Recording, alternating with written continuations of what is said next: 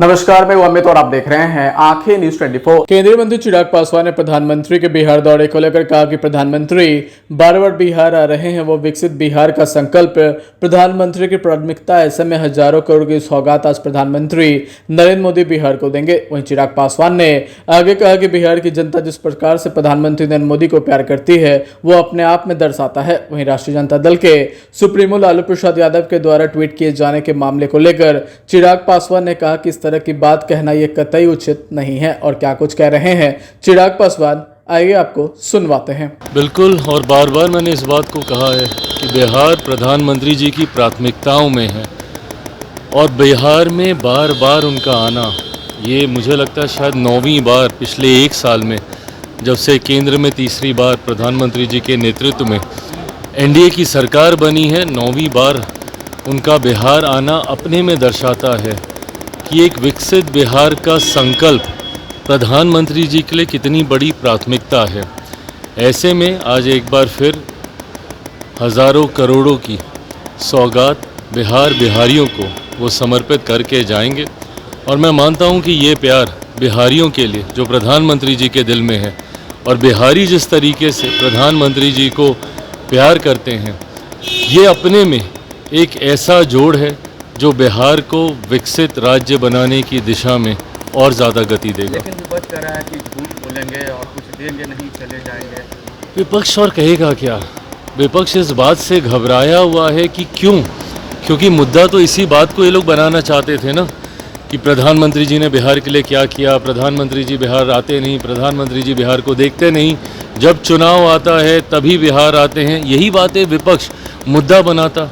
पर जिस तरीके से निरंतरता में ना सिर्फ प्रधानमंत्री जी बिहार आए, ना सिर्फ प्रधानमंत्री जी ने बिहार को लाखों करोड़ों की सौगात अभी तक देने का उन्होंने काम किया, बल्कि जो योजनाओं का उन्होंने शिलान्यास किया, जिन योजनाओं को, उसका शुभारंभ भी उन्हीं के हाथों हुआ है और आगे भी कई ऐसी योजनाओं की शुरुआत प्रधानमंत्री जी के द्वारा की जाएगी। तो विपक्ष के पास अब मुद्दा बचा नहीं, तो सिर्फ यही बोलेंगे कि भाई आएंगे, झूठ बोलेंगे, क्योंकि अब कोई ऐसी बात विपक्ष के हाथ में अब है नहीं जिसको वो आधार बनाकर केंद्र सरकार या प्रधानमंत्री जी या हम लोग की डबल इंजन की सरकार के ऊपर वो किसी भी तरीके का प्रहार कर सकें। राजद ने ट्वीट किया है और कहा है कि पिंडदान करने आ रहे हैं नीतीश कुमार जी का और राजनीति।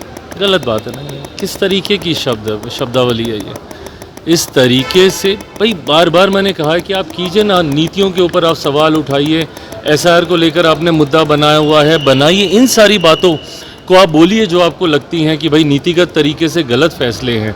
पर इस तरीके से कहना, पिंडदान, मुख्यमंत्री जी के बारे में इस तरीके के अपशब्दों का उपयोग करना, ये कतई उचित नहीं है, इसकी मैं निंदा करता हूँ। तेजस्वी यादव कह रहे हैं कि राहुल गांधी को पीएम बनाएंगे, जिस तरीके से जो जन समर्थन मिल रहा है। आज किस तरीके से राजद कांग्रेस के पीछे कुछ लग्गू की तरह लगी हुई है, किस तरीके से राहुल गांधी जी को ये लोग पूरे प्रदेश में घुमा रहे हैं, ये अपने में दर्शाता है ना कि भैया राजद की ताकत कितनी ज़्यादा घट चुकी है कि एक ऐसा दल जिसके लिए कहा जाता था कि शायद बिहार में अब कुछ बचा नहीं है, उस दल को साथ में लेकर इन लोगों को घूमना पड़ रहा है। तो ऐसे में ये बात स्पष्ट है कि राजद पूरी तरीके से अपना जनाधार खो चुकी है और अब कांग्रेस जैसा दल जिसका देश भर में जनाधार कमज़ोर हो चुका है, उसके सहारे बिहार की नैया अब ये लोग पार करना चाहते हैं। जो बिल आया है सर, उस बिल को लेकर तेजस्वी यादव ने कहा है कि मुख्यमंत्री नीतीश कुमार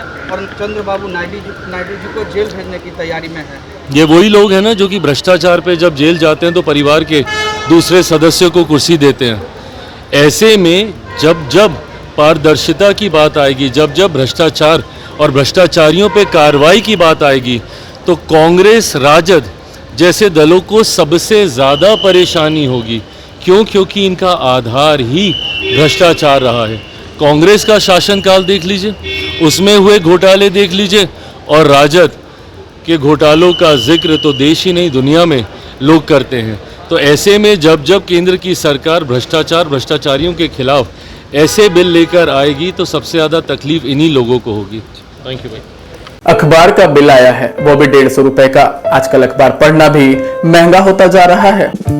अरे बस इतनी सी बात। हाँ, अच्छा ये क्या है? ये है बिहार झारखंड का उभरता हुआ न्यूज पोर्टल, जहां मिलती है देश दुनिया, बॉलीवुड और खेल से जुड़ी सारी खबर, वो भी बस एक क्लिक पर। अच्छा हाँ, अगर आपको भी रहना है न्यूज से अपडेट तो आज ही सब्सक्राइब करें हमारे न्यूज पोर्टल को। आंखें न्यूज 24, नजर हर खबर पर। राजधानी पटना में कई वर्षों से शिक्षा में उत्कृष्ट योगदान दे रहा है लोहिया नगर माउंट कामिल हाई स्कूल कंकड़बाग पटना, जहां नर्सरी से कक्षा 12वीं तक की होती है पढ़ाई। 10वीं और 12वीं बोर्ड परीक्षा में 100% अंक का रिकॉर्ड। एक ऐसा स्कूल जहां पठन पाठन के साथ साथ बच्चों के संपूर्ण विकास का रखा जाता है ख्याल। खेलकूद, सांस्कृतिक गतिविधि, मैथ ओलंपियाड, साइंस ओलंपियाड और बहुत कुछ। आज ही कराए नामांकन। नामांकन की प्रक्रिया जारी है। संपर्क करें DS/16 Gayatri Mandir road, housing board colony east, Indira Nagar, Kankarbagh, Lohia Nagar, Patna. हमारा पिन कोड है 800020।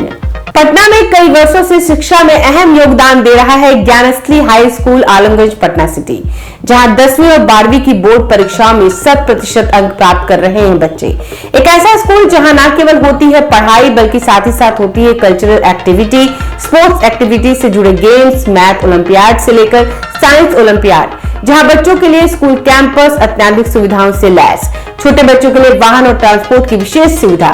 तो देर किस बात की, आज ही कराएं अपना नामांकन Gyansthali high school Alamganj Patna city में, जहां नामांकन की प्रक्रिया जारी है। संपर्क करें पुलिस चौकी Alamganj main road near Alamganj थाना, पटना, बिहार 800007।